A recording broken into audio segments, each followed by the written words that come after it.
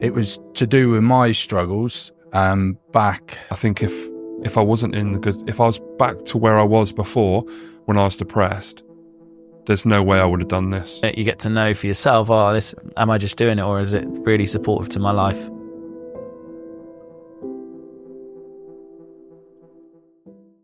Okay, so welcome to the Maze of Minds podcast, and my name's Simon, and then we've got Chris. Yeah, Chris. My name's Chris. My name's Paul.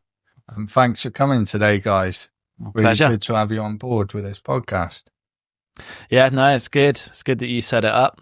Yeah. And yeah, I guess to go into that straight away is to say, well, why this started happening. And Yeah, so basically, it was to do with my struggles back. I think I started the group in 2020, just before lockdown. But the reason I started it was my struggles I had in 2019 when I got diagnosed with ADHD after a breakdown. And I realised during my low period in my life, with talking to people, yourself, and speaking to many other people, that setting up a group was something I felt would be helpful for people going forward, because with my struggles, I didn't really know where to turn. It was just like a foreign ground to me. And I didn't have any understanding. So it was kind of, yeah, let's do this. Let's create a safe space for everyone. And like, let's talk about it, because talking about a problem is like a problem halved, isn't it? You know, and we can learn from each other's experiences. yeah, You know, and yeah, it was just like, I suppose, my ADHD brain, have a conversation, wake up in the morning, and boom, we've got this group. And then start inviting people and go from there, basically. We had a video call, didn't we? I can't remember. Yeah, I remember all three of us. I think we joined in the video call. Yeah. And we come together and said, look, let's make this group. We need to come up with a name. Because I think to start with, I think it was just mental health helping people in Dawlish or something, wasn't it? Dawlish mental health support That's or it. something. And we wanted to make it more sort of open to other people, wasn't it? So we come up with a name. yeah. Well, you come up I think, with a name. like I say, I think, You come up with a name and the picture as well. Yeah, that's it, yeah. And we were like, yeah, we love that. Maze of Minds, yeah.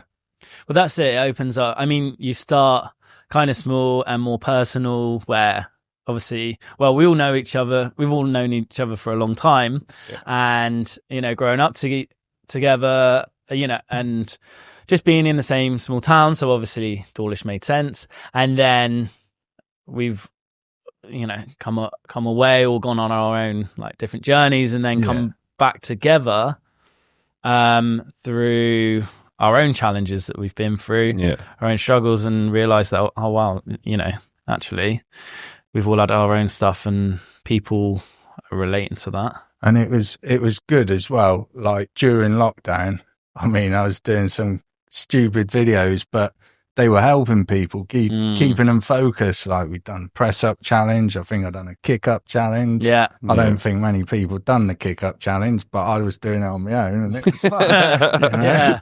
But yeah, like we were just sharing content, and like I remember I was having video calls with people, like they were struggling because we weren't allowed to do anything, were we? No. And it was a really good space during lockdown.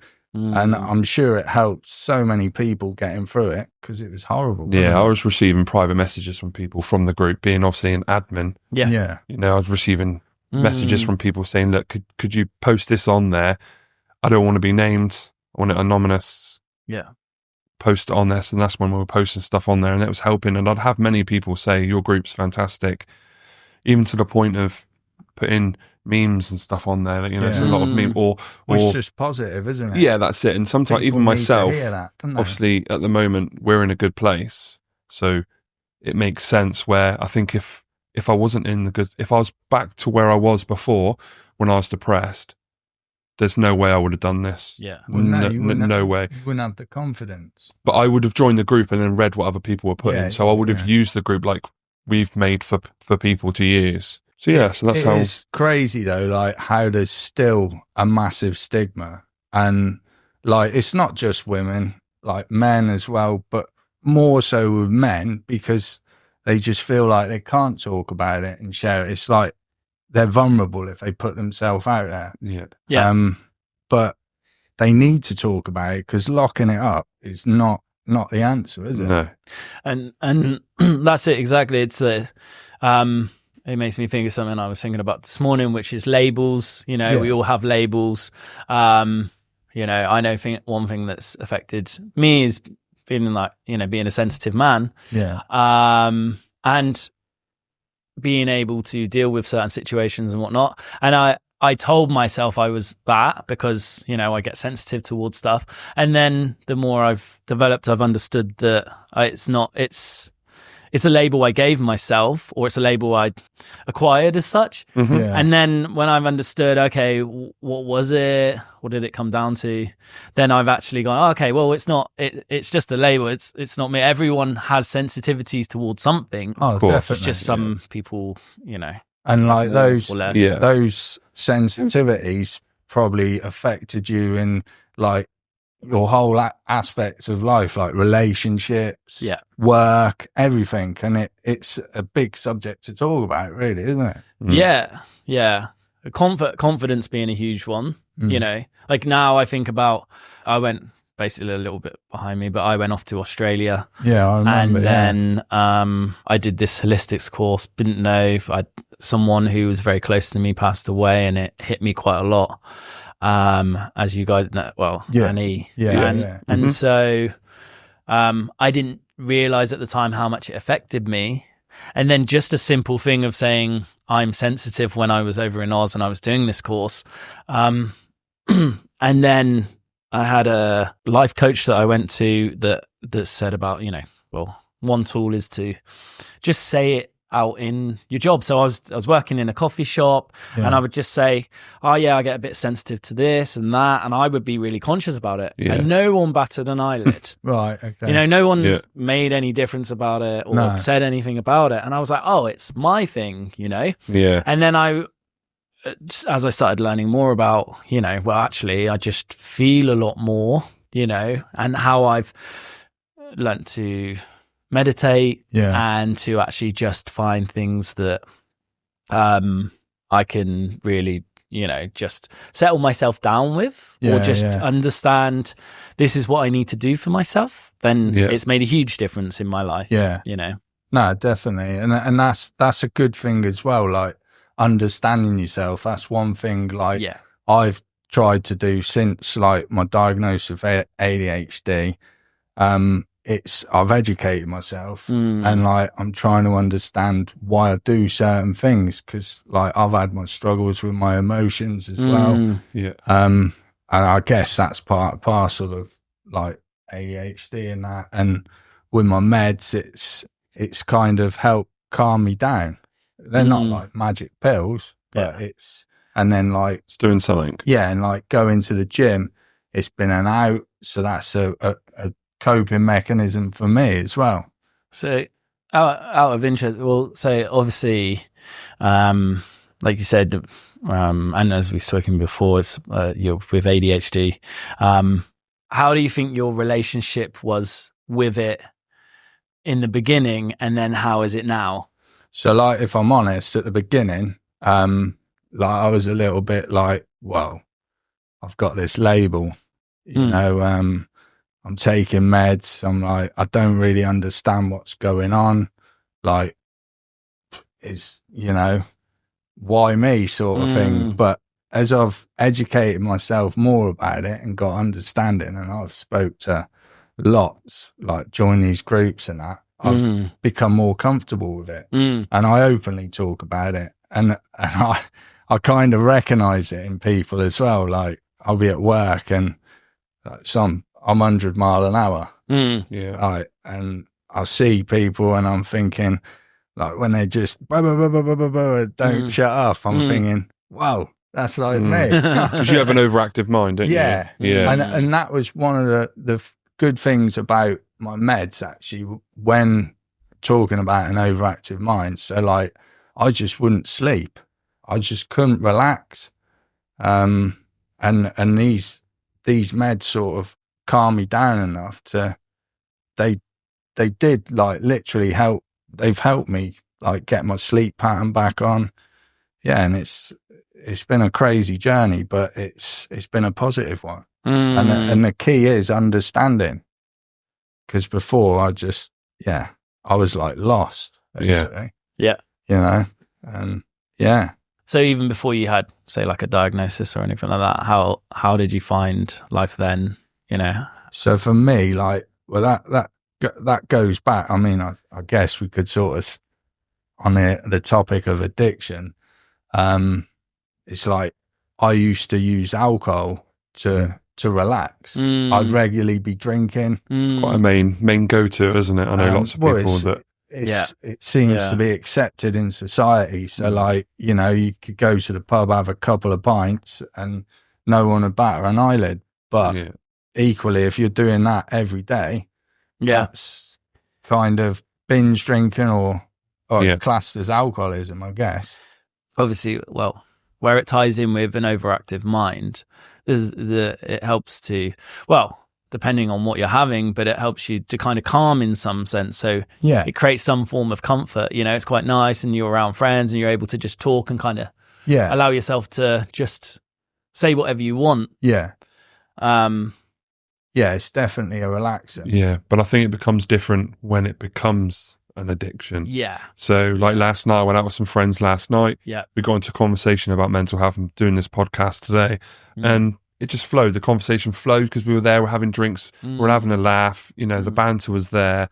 But if I was there to drink to numb the pain that I had, you know, sometimes before I had my medication for my depression, I'd drink a bottle of Jack Daniels and not batter an eyelid. I'd sit there and drink a whole bottle. My brain would go numb. I could fall asleep for a few hours.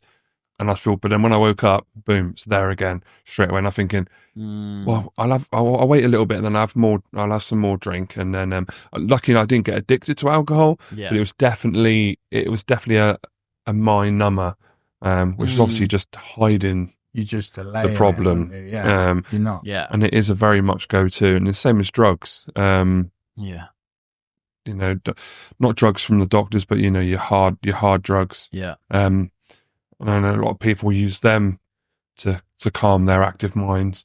Well, yeah, I mean, like I read a thing about methylphenidate, which is what I take for my ADHD. The chemical makeup's pretty similar to cocaine. So, like, people could be theoretically self-medicating without even knowing they're self-medicating. And that's it, isn't it? It's, you know, like doing things that are normal or seen as normal as such, you know, like you said it so well in the way that, you know, what are you actually going out for? Like, are you going out to meet, to have a conversation, to have a drink, you know, enjoy not needing it, you know, but actually going, okay, you know, I'm out with friends and with having a conversation about something that's important, you know? But I always used to find when I was younger, it's like going out, it was almost like you got that fear of missing out if you didn't go out. Like, what are you going to be doing, you know? Yeah. Yeah. But I also found if you had a stressful day, like going out drinking wasn't the answer. No. You know, it wasn't gonna, you'd still wake up in the morning stressed and you'd have a hangover to deal with, and like, it's just compounding it. So it weren't always the answer, was it? Yeah. One of the topics that we'd talked about, which is, you know, like having that, this identity and having this, as if self-criticism and self-worth and self-judgment, it's like that you can get rid of them with those things. But then where it's changed, I think, for all of us, is that through having conversation is not being too dissimilar. Like, we all have our own things going on. Yeah. But we're able to relate that it affects our mind, our life, our body, you know, and being able to talk about things and feeling more comfortable with it. Again, why this group come about is to be able to just go, well, okay, everyone's different, but we relate to mental health, things that challenges that people don't always see. No, that's it. You know, and actually being able to express that then can give some confidence to someone else to even just touch base with either one of ourselves or reach out to family or friends. Because, you know, I don't know about you guys, but when I was going through things, it's, you know, how it affects your family and friends. Is massively, you know, Oh yeah, massively, because like they don't want to see you in a bad place, do they? No. You know, and they're like kind of like, I remember when I went round to my mum and dad's when I was at my lowest point, and they couldn't believe it because like I was this like happy-go-lucky lad, and like same, everything was good, and then like all of a sudden, like I've gone round, and they're like, what's happened to our boy? Like I'm almost broken, like a shell of myself, you know. And that's hard for your parents to see. They're like, what have we done wrong, sort of thing. You know. But it's not anything they've done wrong. It's like everyone's on a journey, aren't they? And like, I kind of, like I was saying to you on the way over it, I kind of feel like it's probably the best thing that's happened to me, hitting rock bottom, because I've been able to understand going forward, and like that's brought us here as well. Yeah. You know? Yeah. It's all part of the journey. Even though it's a massive negative, can take a real positive out of it, you know? That's it at the time, isn't it? It feels like a real negative, you know, how are people going to see me, you know, what, like that effect, you know. Especially if you're a bubbly sort of person like yourselves, you know, you're quite a quiet person. Keep yourself to yourself, you know, where I was I'm quite outgoing. I'm always center of attention, you know, I'm always the butt of the joke and all that. Attention. Well, like I'd like to be a centre of the, hence why I'm sat in the middle here. You are, exactly. Controlling you guys. This is you what know, happened. this is. You didn't even know it was happening. No, that's it. You guys thought I just picked this seat, but it's just You're in to control you boys. But that was the biggest shock to me and to my family, was how different I was, especially to my wife. She, what she had to go through, I feel for her. It was, even though what I was going through was hell on earth, but for her, we had 3 children. Well, she'd just given birth to our 3rd. So the doctors were sort of putting it down. Oh yeah, it's because you've had a child and you're stressful. And I'm like, look, that's not it. This is not that. You know, this went on, and it's because I didn't talk about it. Didn't tell anybody about it. I think that's why it got as bad as it did.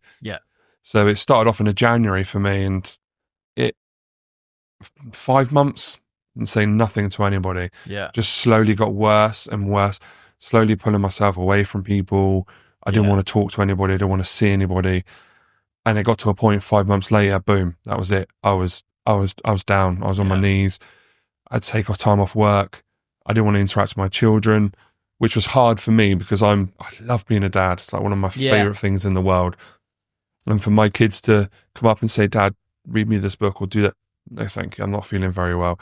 That was an eye opener, but still that wasn't enough to get me out of my rut that I was in. At the time, I was so depressed and so anxious and worried. The anxiety was so high. I couldn't care less. I couldn't care about my kids, couldn't care about my wife, I couldn't care about my family. It was just, my life's ruined. That's it. I might as well be gone. There's no point me being here. I'm bringing everybody down. I'm bringing my children down. I don't want my kids to see me like this. You know, and it's that stigma of, I'm the man, I'm the breadwinner. You know, I earn the most. You know, I pay for the bills, the roof over our heads, the food, and that impact, and that added on top of my issues. And it was just like a stepping stone up from that. But I think people don't realize how much it impacts friends and family. My friends, I hardly spoke to them. I was getting messages daily. How are you? Are you okay? I'm coming around to see you. No, don't come and see me. I don't want to see anybody. And it got to a point where my friends were messaging my wife, Sarah, and they were arranging when to come round, and they would turn up, and I'd have no choice but to see them. Yeah. And those times were the quality times, because I'm like, oh God, they're here. Okay, I might as well have a cup of tea. We'd sit there, have a chat, and sometimes it wouldn't even be about mental health. They would take the conversation to football or a film that's coming out, and I felt myself talking about it and forgetting about my worries. And they would leave, and I'd be like, oh, that was nice. Like, I enjoyed that, but then started creeping back in again, and I started getting anxious again. But yeah, huge impact. So I do praise my wife. Maybe I don't praise her enough for the support she gave me. She was an absolute rock, and she still is now, you know. Yeah. And I notice things now, like, you know, she's going through trouble, but she will say, look, I'm not feeling great today. I'm stressed out. The kids, school runs. She also works as well, and it's just, you know, I do feel for her, and so we do check in with each other and make sure we're okay. But she's still supportive now. How are you feeling? Or you seem a bit quiet. Is everything okay? And I'll tell her, and then I feel better about it. So I don't know, what's it like with your You've got that understanding though, which is good. Yeah. And that's something what I've got with my partner. I mean, like for me, going back to like drinking and that, I pretty much went teetotal last year because I just don't like, you know, the next day. And like for me, with my kids, it's I want to be the best version of me. That's it, yeah. And like their time is important to me. Like I don't want to be like hungover me and be moody at them. I want to be the best version for the time I've got with them.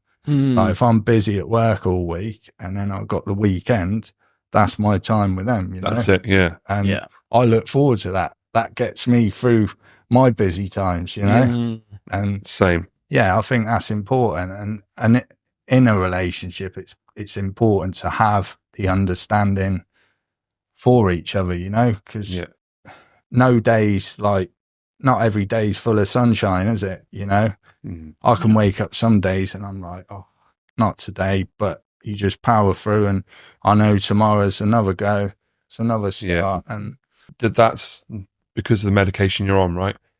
I wouldn't say it's down to that. I'd say, I mean, it helps massively. But I'd say what's helped me more than anything is my understanding of myself and, you know, speaking to everyone, getting it out there. Like I rocked up at site the other day and I was like, oh, I hate waiting. And the guy's like, oh, I've got ADHD. And I was like, oh, that makes two of us. And then we were chatting and like, ADHD friends. Yeah. And it's just like, you know, God, thinking not this lad again. Like but I talk to everyone about it. Yeah. And that's a good thing. You know, some people probably think, oh, not him again. Like, but it's good. It's good to talk about it because like then you're connecting with someone and if they have got an issue they want to get off their chest, they can, because like it's I mean, well, you know, like say where if you think about from never having the conversation about it, not knowing anything about it, you know, all of a sudden, like say in your life where obviously like in different ways where something's happened and then you've actually like, you know, you've gone, no, I can't cope with this, or it's not working, and you kind of go in and then all of a sudden you start learning about it and you know, learning about yourself. So I think that's important, isn't it? Yeah, this is it. It's educating yourself and educating other people. Yeah. And it's the same with everything in the world, isn't it? It's like, if you don't educate yourself, you can't do it. You can't do a job. I work in healthcare. Yeah. And if I don't educate myself in that, in the medication and I'm going to be good at my job. No. You know, same as you know, you don't educate yourself how to do your job, you ain't going to have a job. Well, no. And it's the same as you get a new mobile phone. You don't educate yourself how to use that phone, you ain't going to be able to use it. So... and it's true, isn't it? And it can, you know, the communities that you're in as such. So whether that's the people that you talk to, or like say going out drinking, or whatever it is. Like now, I've made my lifestyle going climbing because of the community. Yeah, because it has like the it's a fear-based activity, which, you know, adrenaline as it's well. got the adrenaline in it. And it's one of the biggest things is being able to surpass what I thought I could do. Yeah. But also having faith that things will be all right, and you know you're in kind of challenging or scary situations, fear-based situations. Yeah. And I relate it to life so much because of, like you're saying about you know, how you use your phone, or what you know, that being able to go that this. That's like your escape sort of thing. Yeah, it's my escape, but it's also the thing that I choose in my life now. So, like, say the drinking, that I'm coming back on board because of the drinking and whatnot. You know, that used to be a community for me a long time ago. And then I was like, it's not serving me anymore. No. So I started coming away from it, and I was like, no, I want my life to change, and how it's affecting me, like how I'm functioning in the day. You know, I was like, I remember I used to go out nearly every weekend, and then we've had many. It was many times, and you know, it was great. Had so many good times on the podiums, dancing. This is it. Lots of good times. The white gloves. Yeah. I don't know if we went that far. Maybe you did. Yeah, I should imagine you would have. I definitely did. I did dance on a couple of podiums. Did.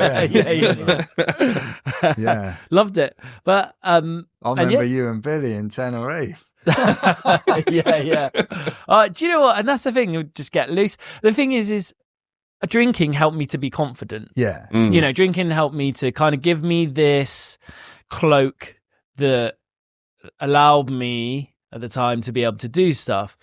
And then the more I've talked about challenges that I've had, so again, like I said, being sensitive, or about not coping with things very well and getting to understand myself and like how I process certain things, that I've been able to go, I don't need a drink to do that. Actually, I'm in a community who I can be around and be myself. That community, like climbing, or I now search out for those places because I'm like, I want either those conversations. Love climbing, so every climber is different to anyone else because they just want to talk about climbing all the time. That's fair enough. But it's in your community of like you say, it becomes an importance to you. Yeah. So like ADHD, or like, you know, depression or anxiety that we've all had challenges with, is that going through that then comes to, okay, wow, like I've come through it, and even though I've, you know, had a real struggle with it, I'm at the other side, and actually talking to people and understanding that there's a community within it now means that, okay, well, actually you kind of group together, and then you're like, you can, you know, just talking and actually doing things that are important to you. And it's positive for your physical health as well. Yeah. You know, so you're getting everything. You're outdoors, you know, and you're building body strength, whatnot. You're using parts of your body. You know, it's got so many positives, hasn't it? Yeah. I've seen some of those cliffs you climb as well, and I'm like, you know, I'm too fat for that. I think we can get you on there. The thing is, that's the thing. Anybody can do everything. Anything, sorry, not everything. Anything. You know? And this is it, isn't it? It's like if you feel like you need to do something, like something encourages you. Like I know, you know, like you, even though you say, your ADHD made you do it, which actually I think is a fantastic thing. Like it made you do the group or whatever else. Well, maybe do this podcast, you know. but like my feel, like, you know, where it's such a great thing that we come from different backgrounds, is that one, I wouldn't have just gone and done it. I'd be like, I'll think about it for however long before I go, okay, I feel comfortable, maybe I'll do it. Whereas you're just like, I'll just do it. Two days, okay. I got a message. Doing a podcast. Yeah. I met up with a person. We're going to go there. We're going to Devon Podcasts, and we're going to do, okay. Yeah. Let's just get it done, lads. Get it out there. But no, but in a way, that's a positive. Yeah. Like for me, it is a positive of having ADHD, and there's a lot of positives because like you look out as well, like people who are autistic, ADHD, they'll just do things like they're articulate, like a lot of musicians, it's their creative side. They just get out and do it. Yeah. And sometimes you just got to get out and do it, haven't you? Yeah, that's true. You know? That's good. It's a good thing to have. Because like you said, I'd be like, oh yeah, I might do that. Yeah, that sounds a good idea. And then I'll be pondering it for ages, and then I'll be going to work, and then I'll forget about it. Yeah. Yeah, no, not me. Right, straight on it. Boom. 2 days later, we're in doing a podcast. This is it. But yeah, and sometimes you need, sometimes you need a lead person to go, well, just do it and not think about it. Yeah. Because you can stop yourself. So again, sensitivities, which I relate to anxiety as well in some sense. Yeah. Like sensitive about the future or what could happen, anxious about whatever else. Like, I heard this saying is faith is the daring of the soul to go beyond what the eye can see. And I got it in this little card when I finished my holistics course in Melbourne, and it just hit me. And every so often it'll pop up, because it's like, what you do is having faith, or you just don't even think about it, but you kind of have got some faith that this is where I've got to go. And then you do it, and whether it works out or not, you've given it a go. Well, you've ticked that box. Yeah, exactly. I mean, it's always, I think sometimes it's good to step into the unknown outside your comfort zone. Definitely. Like, I was thinking about this the whole, last night, tossing and turning. I'd wake up and I'd be like, is it time for the podcast yet? And I'd come up, oh no, sorry, I'll go back. It's because this is out of the norm. This is not, I could talk about mental health until the cows come home. Yeah. But when you've got your cameras and you've got your microphone and you got a beautiful man over there that's doing the podcast. But it's just a different environment, but it's nice to have us together to do it. Yeah, it is nice. We've done individual videos. And I think as well, when you do individual videos, you're just concentrating on a specific task, and you're probably going over it and over it. Whereas we're doing this, and it's just raw. We're speaking from our experiences, and that's what's important. We've got no log, we've not written it down. It's just off the cuff, and that's a good thing. And that's, people need to talk, don't they? Yeah, they need do. to, and that's the whole thing about this podcast is, you just need to talk. You just literally, and I know it's scary, and you don't want to talk, or even a message. Drop us a message. Go on to Maze of Minds on Facebook. Drop us a message. We'll pick that up. It could be nobody needs to know about it. So for me on Facebook, I'm always looking at people's posts, and if I feel someone's struggling, I'll invite them to the group, or if it's someone I know really well, I will drop them a message, and I'll say to my partner, I'm like, do you think I should message them? I do the same. I'll drop them and just say, look, and that's good. Just checking in. Is everything okay? I saw your post, or I saw your video you posted on our Facebook group. Oh, do you know, I'm not feeling great. Okay, what's up? And we'd have a chat, and then they'll be like, actually, I feel a lot better. Even though it's over message, wasn't face to face, it felt better.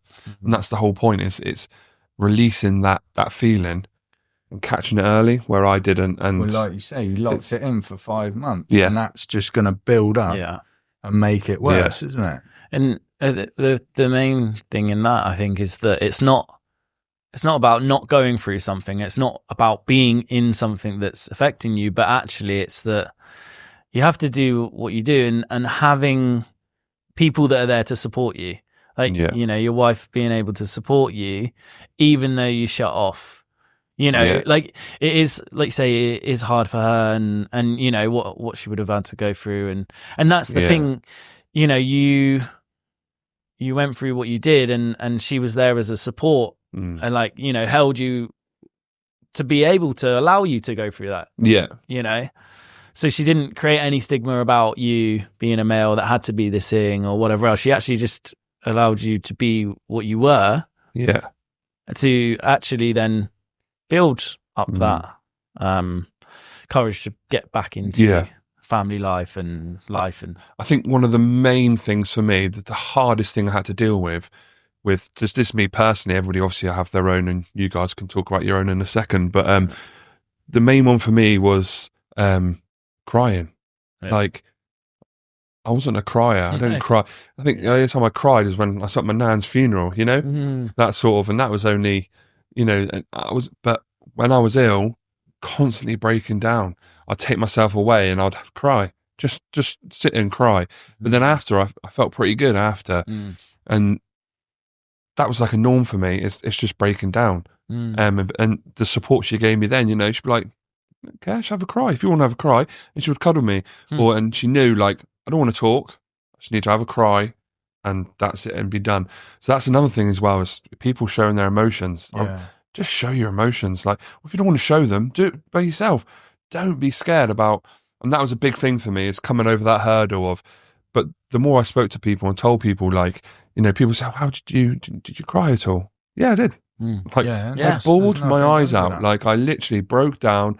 And a lot of people say, like, you know, "Oh, you just need to man up." And it's, you know what I mean? It's just that big, man up. Yeah, I would love to. I'd love to be able to, but my mind was just telling, like, saying no. See, But sorry. Go on. No. But go on. No, basically, that's one thing I did struggle with before. I couldn't show my emotions. I used to bottle it up. Yeah. And like you say, crying, getting it out there, it's good because you're releasing. It's a massive release. You know? It's a strange other feeling. Yeah. You know, because otherwise you're sort of holding on to that, and that it's just going to build up, you know, if that makes sense. Yeah, well, it does, because, you know, like, if you have a fizzy bottle as such and it's just there, well, yeah, but then every so often it gets shaken, and then basically it's in that state where you let the lid off and it explodes, or it goes that's everywhere. A really good metaphor. Then this is it. It's kind of like, you know, the thing is like, you go along life and things are okay and everything's all right. Yeah. And then you get shaken by stuff. Then you're all right, and you're like, well, I'm fine. And then you get shaken by stuff again, and then it happens more and more, and you're like, I can't cope with this. Just explode. Yeah, and it's that thing of, well, because of parents having busy jobs or trying to survive, like, obviously you both know with being parents that you have a lot to do, and you're kind of trying to manage a lot of things. Things can get put by the wayside because you think, oh, it's not important or whatever else. But now you know those things are the really important things. Bits, yeah, you know. It. I guess that's all about having a balance in life, isn't it? Yeah. You know, because that's important, having that balance. Yeah. You know, dealing with your emotions. It is, definitely. And it is about having that balance and knowing what to do. So, like, getting to know ourselves of, you know, what does that even mean? You know, it's like, well, how do I even get to know myself or whatever else? Yeah. And it's being able to spend time with yourself. Well, this is my own view of it. Being able to spend time with yourself, understanding what you like, dislike, and being able to express yourself naturally and going, okay, this is how I feel. You know, if you're feeling sad, right, when I'm feeling sad now, like you're saying, being able to cry, it was like, I would just be like, oh, it's all right. I try and distract myself. And at times, like, I'll just go, no, I won't deal with it, until I get to a point where I'm like, okay, you know, I need to really sit with myself, or I need to have a conversation with a friend, or I'm struggling with something, you know? Yeah. To then go, okay, I just need a check-in. And it's that part of, well, if you never do it and it builds up, then you need more time. So whenever any of us, I think, went through a breakdown or something that really hit us, you know, you need so much time to be able to cope with what you went through, because it was built up. To recover, to be able to that's it, build yourself, like, or allow yourself to be where you are. Another, like we're saying about emotions, another reason why it's good to talk, get it out there. And like, it's okay not to be okay. Like, you know, if you want to cry, have a cry. It's, you know, no one's going to judge you for that. It's, but like you say, if you're bottling it up, it's just going to kind of prolong it, isn't it? And I think that is, like you say, no one's going to judge you, but also I think that there has been that stigma as such, of like, no, definitely. some people do judge, unfortunately, and there still will be, and there will, and that's it, isn't it? But it doesn't matter what you. It's like you just got to do you. If that's like that, the way I look at things is like, if something's bad, it's like I said before, you just got to do you. Like we were talking about the beginning with the headphones and that. Yeah. If you're not comfortable with something, just do you. Like, Yeah. It's like me sat here in my trackie. It's like I do me. Like my missus would hate me saying this, but I'd get married in my tracksuit because I'm comfortable. It's like, I mean, I don't know whether that's down to me being autistic, but like I just, if I'm wearing like a suit or something I'm not comfortable in, I kind of feel suffocated. You do know she's not going to let you wear a tracksuit. But I'm just saying. Just the fact you would. Yeah. I might compromise maybe a short sleeve shirt and some. Because if you are going to wear a tracksuit, we're going to podcast that as well. I feel like I feel like in part of the wedding, but like it has to happen of wearing tracksuit. Going back to certain things, it's like society portrays us and like. We're expected to be a certain way. Like we go to a formal meal, we got to dress like this. If you turn up like, oh, you can't go in there, or like, you're not wearing the right shoes, you can't come in this club. And like it's that. like, why is that? Like, why can't you just be you? I get like you've got to do it for that. That's their dress code, but it shouldn't be like that, because there's plenty of people out there who can't or don't feel comfortable dressing up, so they kind of miss out. Yeah. And why should someone miss out on something? Because they're not comfortable in that surrounding, or that environment, as you call it. Yeah. And I think that's important, going back to like community, the people you spend your time around. I know that it wasn't the wrong community, it wasn't the wrong people around, but it wasn't the ones that I kind of gelled with, or that it was like, that's not how I want to keep going on in my life. Yeah. That's not the kind of conversations I want to keep. Yeah. I get in it, and it's like it's in my life now. I'm like, okay, I really I'm passionate about, people's well-being and people being able to be heard, because, I just, like you said previously, I was shy and I just wasn't out there. Like I'm totally different to that now, because it was this persona, or it was this, I lived in the small town and I didn't have as much confidence. So when I would do stuff, I would feel conscious about what I was doing. And, it took, obviously like losing someone passing away, to go to somewhere else to then learn about myself, to go, well, okay, what's important to me. And it was actually, I realized, having more deeper conversation, like you said about the tracksuit, right? It's like, I don't see you in your tracksuit. I see a person that I know inside, It's like, I mean, I do see your tracksuit, and I have to over. See the tracksuit or shorts, isn't it? That's like literally, that's what... Yeah, that's it, isn't it? But no, it's like I now feel, a deeper connection because of what you've gone through and like what you have, shared about yourself. It's like this suit that we put on outside, or whatever front we put on because of we think we have to, or whatever else.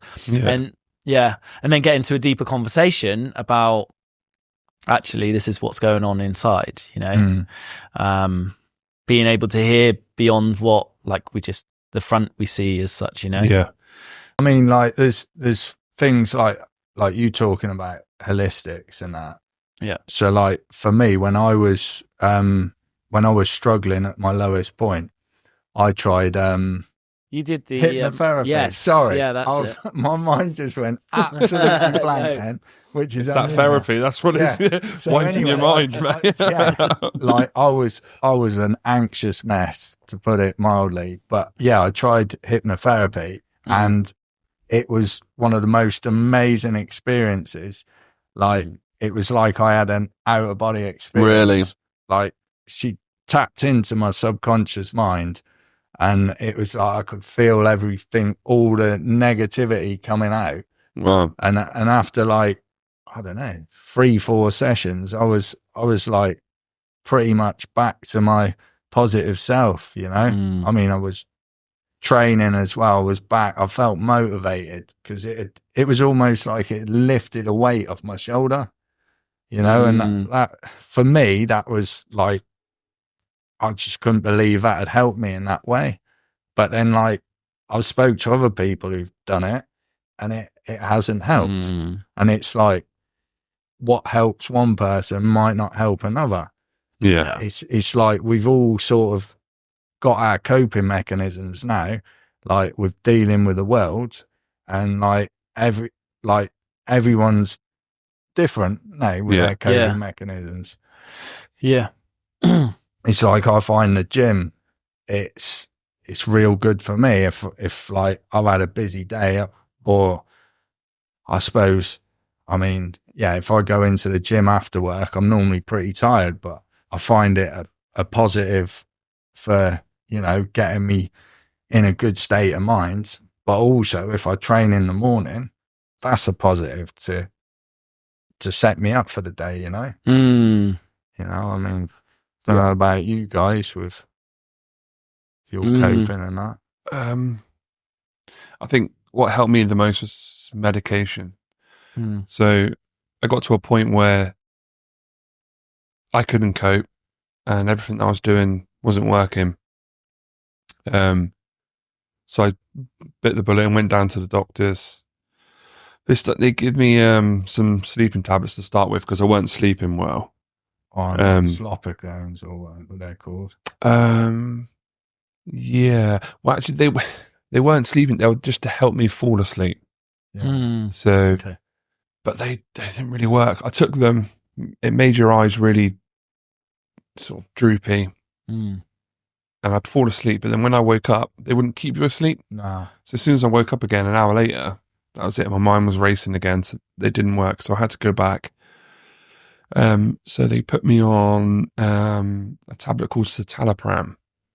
Now, obviously, everything's different for different people, but citalopram, I was quite lucky. The first tablet that I had, it worked for me. But it took 6 to 7 weeks, I think, for it to kick in.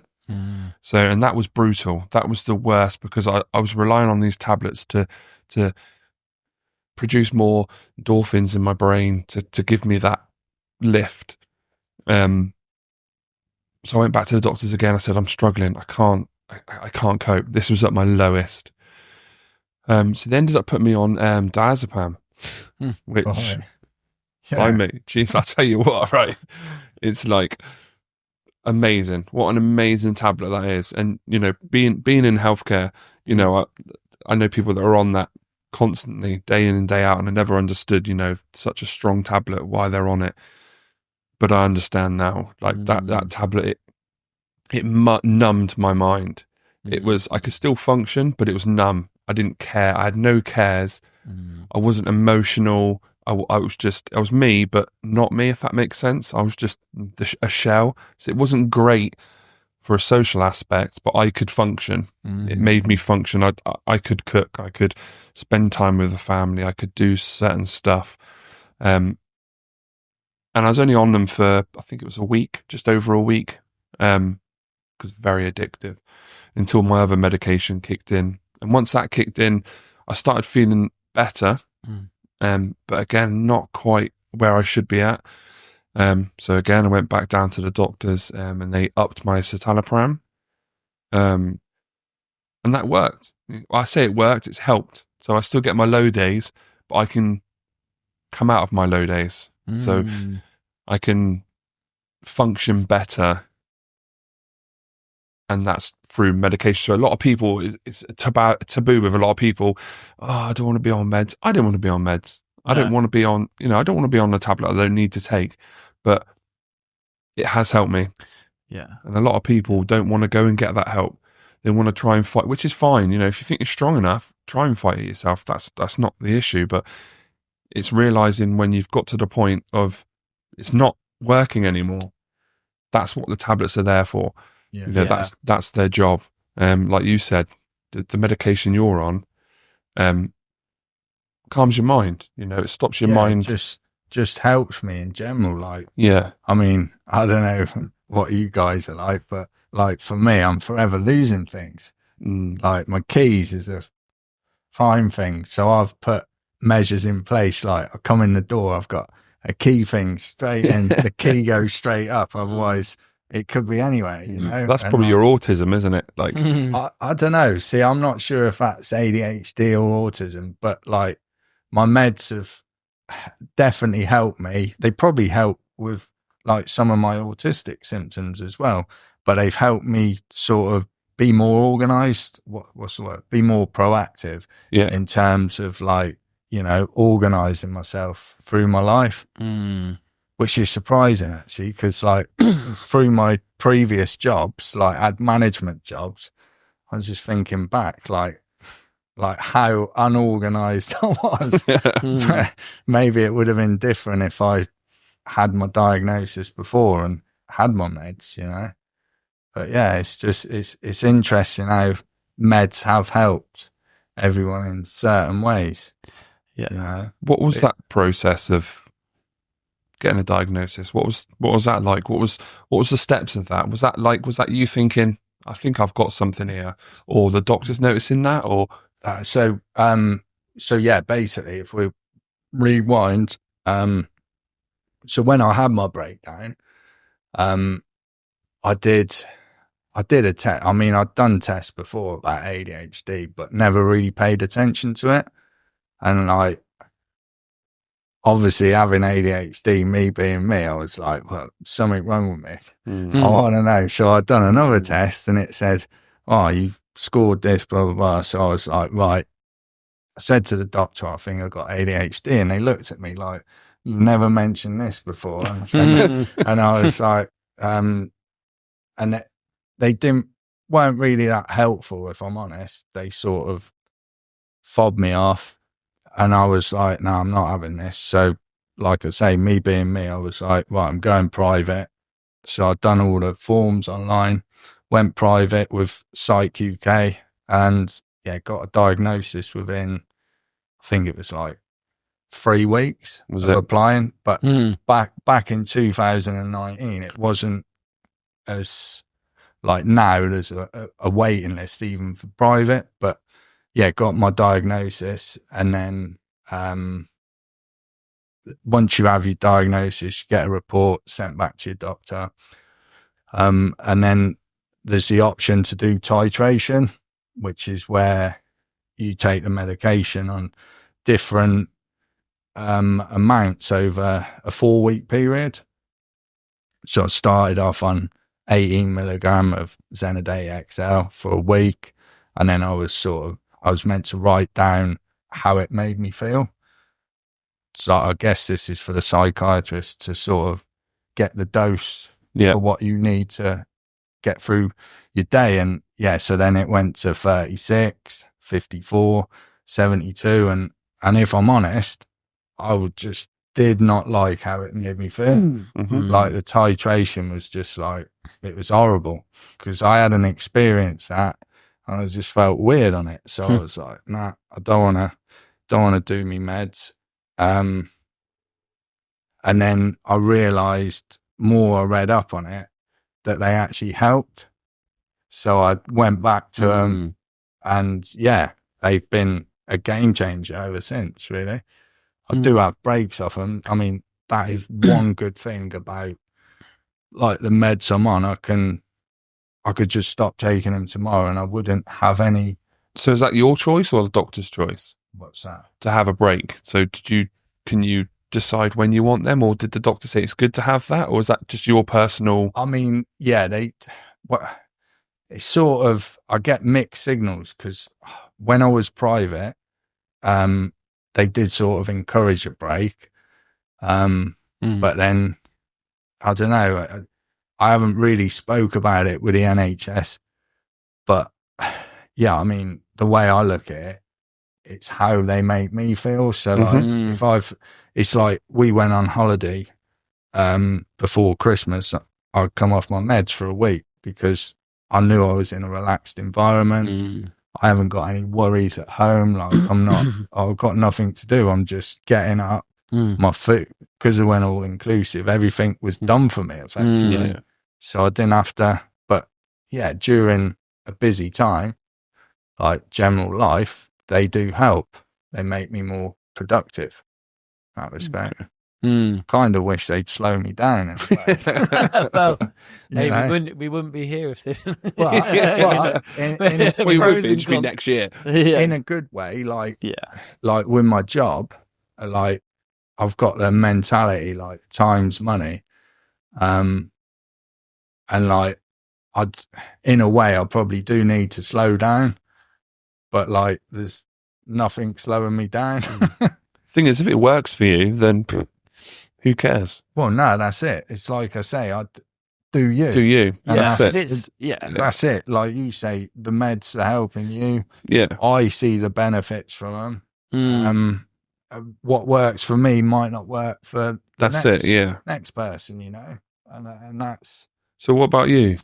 Yeah, well, I was going to say and it's something that I haven't said to you two. I was living in Exeter and just having lots going on, but yeah, I started taking medication about 6 months ago. Okay. And it was something that I was fine, where I was just, I was doing activities, I was doing even meditation and just, doing things to support myself, chatting more. And then last year, my knee gave way from a job I was doing, which was quite heavy. And I was off for 6 months. And so I didn't know what was going to happen. Got into a new opportunity, a new role, and there was just, it was lots of challenges. So I went from doing nothing for 6 months. Or I wasn't able to do the job I was doing. I was still able to go out and climb and do things, and I was very uncertain with life. And then, went into the new role, and there was lots going on, and it felt quite chaotic. And then, so I had someone who was really supportive, a manager, and he was like, whatever you need to do. And I'd heard someone talk about that they had gone on to some antidepressants, sertraline, and and so I kind of was like, oh, interesting, okay. And they just helped them with their mood and whatnot. And then it wasn't until a couple of months after that, then I kind of was like, oh, things are all right, I'll carry on. And it wasn't that I was ever against going on them or whatnot, because I'd said to someone like years before, they had this view or stigma about like, oh, it's bad to be on them or whatever. So I was like, well, if it helps, it's important to. And I didn't ever think I was going to go onto medication, but then I got to that point where I was getting stressed out. Spoke to the doctor, and then it wasn't until like a couple of months later where I literally was like, okay, something's not right. I just need to go down the process and see if this is right. I thought about it for a couple of months. I'm gonna give it a go. So I started taking it. I've actually just recently stopped taking it because, and I'm not saying I won't go back onto it, but I was just finding, like you said, I was like, I'm just taking it for taking it. I took it because I needed some, my emotions were feeling a lot higher. Everything that I thought was going in a certain direction wasn't going in that way. Things weren't going as I thought they should be. And so then I was like, okay, I just need something to help me. And it's been really good.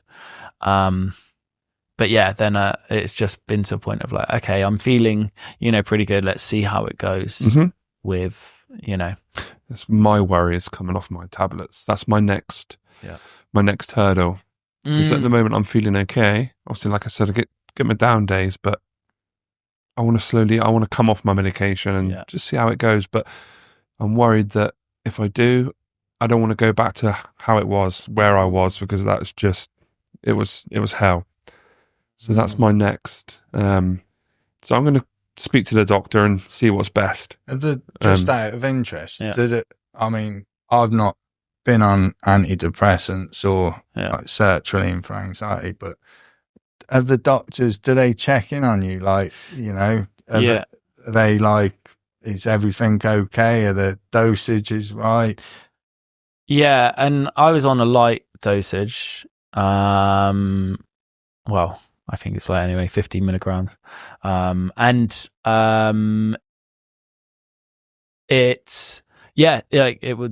said it takes like 4 weeks to settle in. And I took it as a supporter where I was going through things. I'm like, okay, I just need something. Like, I had people who were different on either side saying that, oh, you shouldn't take it and you should. Well, actually, and I just went with, because I'd built that support in myself to go, I just feel like I need to go in this direction right now. For whatever reason, I just feel like I need to just try to see how it feels. And yeah, the doctors that I actually had a doctor. It's weird. He must have just been there for the time.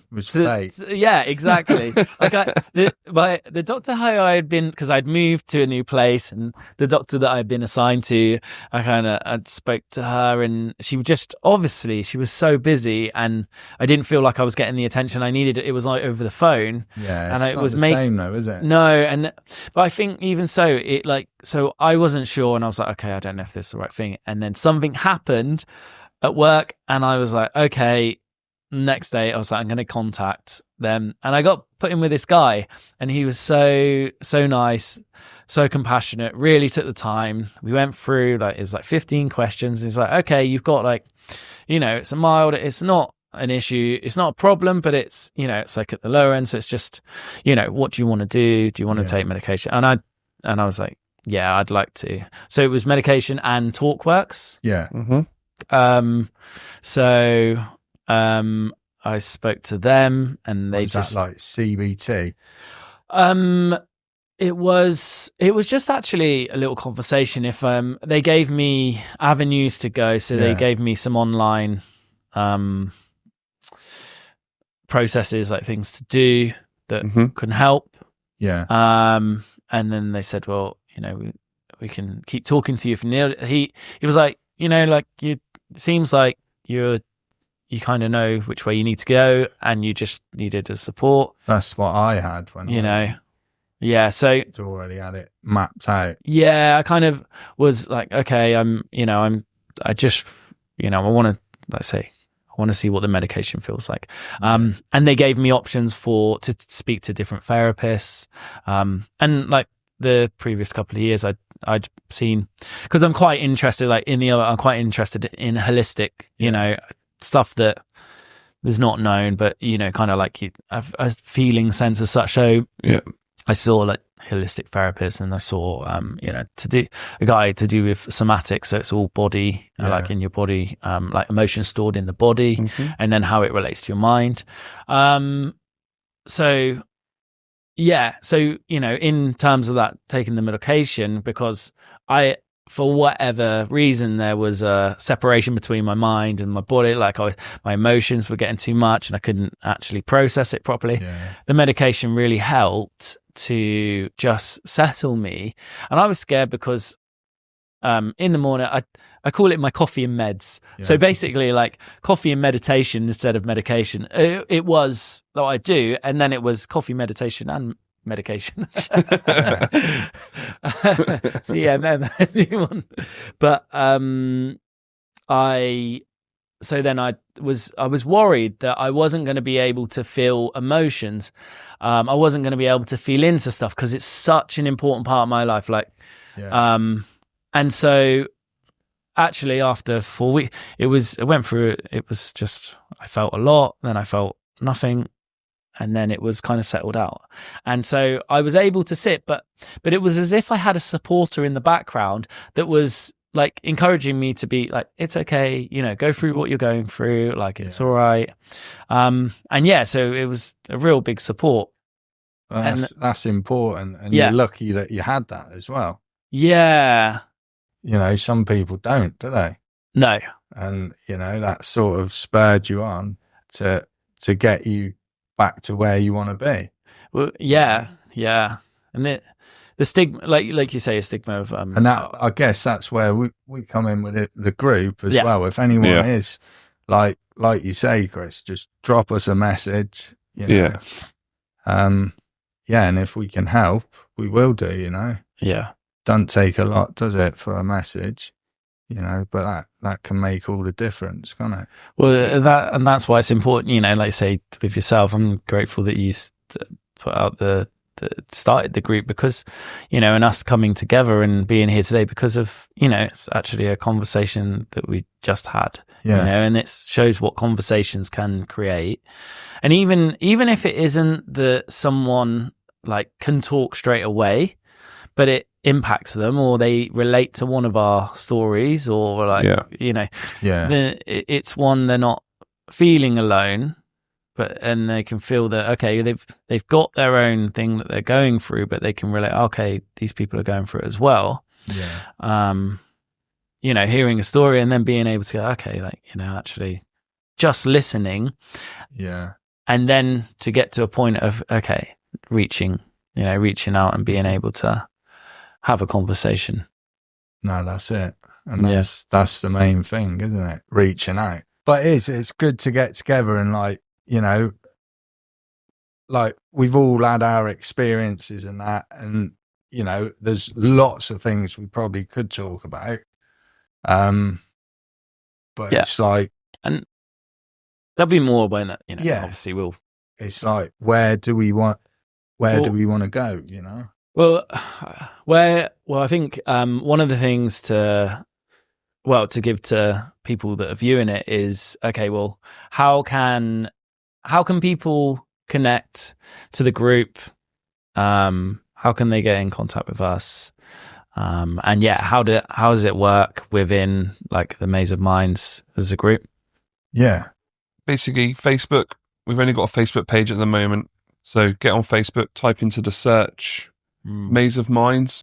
This is what will come up.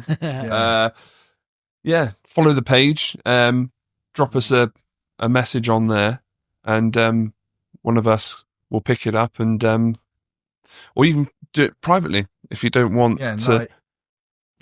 If anyone's got any experiences they want to share,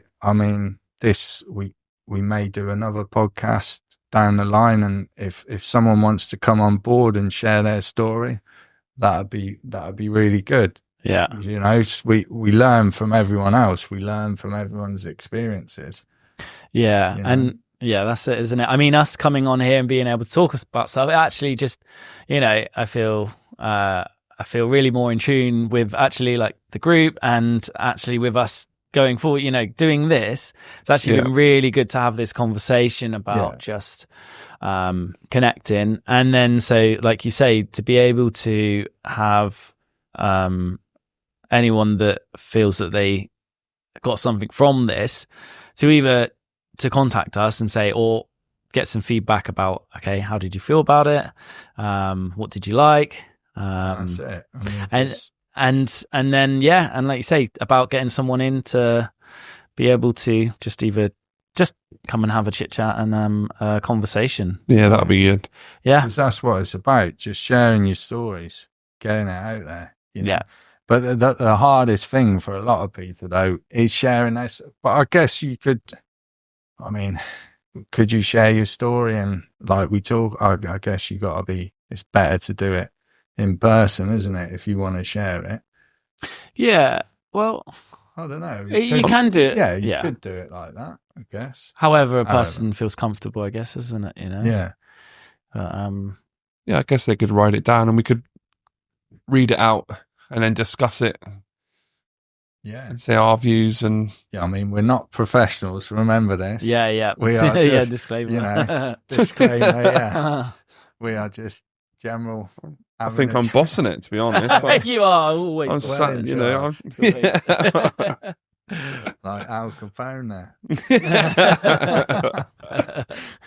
Well, like ourselves, it's having a conversation in the first, like trying to make it lighthearted. We all get on, we want people to feel comfortable, to be able to just chat, and then to talk about whatever they want to talk about. Like it's taking a step. Like with each one of us, it was like, okay, have a situation, you have this criticism about yourself and judgment, all these things feeding in, and then it's okay, well, they're there, like let them be there, and then go, right, okay, well, it doesn't have to be how you are.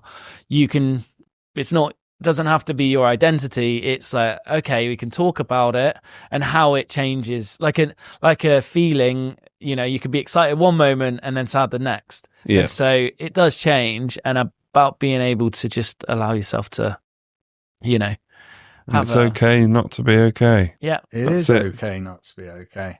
And I can't believe how you guys have actually silenced me as well. Well, I think next time it'd be good to get people from the group and get their views of their struggles. Yeah. So we'll select people that use the group the most, for instance, or put a thing out and say, look, if we want to do another podcast, if you're willing to, you can keep it anonymous if you want, or you can say your name. Yeah. Write down some bits about your struggles, why you've struggled, what you think the triggers are, what you do now to help, and then we can get that content out there so people can relate to them. Because obviously us three all different. Yeah, so I think but there's only 3 different things to relate to. It's important as well. Like obviously for me, having ADHD and autism, like I can talk about it then. But like I said on the way over it, I'm not that clued up on bipolar. It's something I have read up on, but I'm not. It'd be nice for someone to share their experience of that. PTSD. There's loads of things we could talk about if you want to come on and share your story. Yeah, and also like going forward, if anyone would be happy to sponsor this, because it's like, help us build the content, then can't we? Yeah. Make things more. Yeah. As much as I'd love to sponsor it myself, it's just it'd be good if we could get some support financially going forward, and we can do more, and we hopefully can help people. I mean, it's one thing I said to you on the way over as well. Like the one thing a lad pulled me in the pub couple of years ago, and he actually said to me that this group had saved his life, and for someone to say that was like, well, it had me in tears for a start, because I couldn't believe that we'd managed to reach out and we'd had that positive effect, but also it's give me a reason to keep going, because there's been days where I thought, why am I doing this? Even though I've created that space, it's important to have the balance, because you're taking on people's, problems or whatnot. You've got to have a balance, because at the end of the day, it's all about, you've got to look after number one first and foremost. Yeah. But equally, we want to be here to help as well. And that's why we've created this space. Yeah. Self-care. Self-care. And it's very important, self-care. And like I said before, we're in a place where we're comfortable in doing this and putting our knowledge and our help to other people, because we're in that situation. So we're not saying, people should go out and help everybody that's got mental health, because you might not be in that state of mind, or in that state that you're willing to do that. So self-care is most important to deal with first. Deal with your stuff first. And and yeah, like say the different things that we've spoken about, being able to have certain tools that work for us, whether it's an activity or whether it's a conversation or just something that you do that that helps, those different things that you get to know for yourself.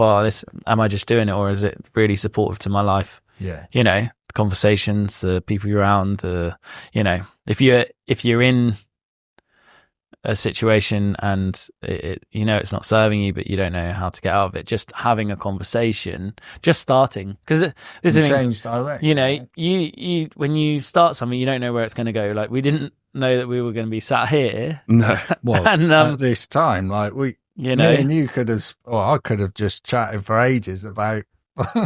That's the problem. You get onto that and you could just chat and chat. I could chat about my own personal stuff for hours. Yeah. Hours and hours, but it's good to chop and change and get your aspect in yours and mine. Definitely. And that's a good thing about sitting face to face. You can do that. And let's be honest, no one wants to listen to me chat.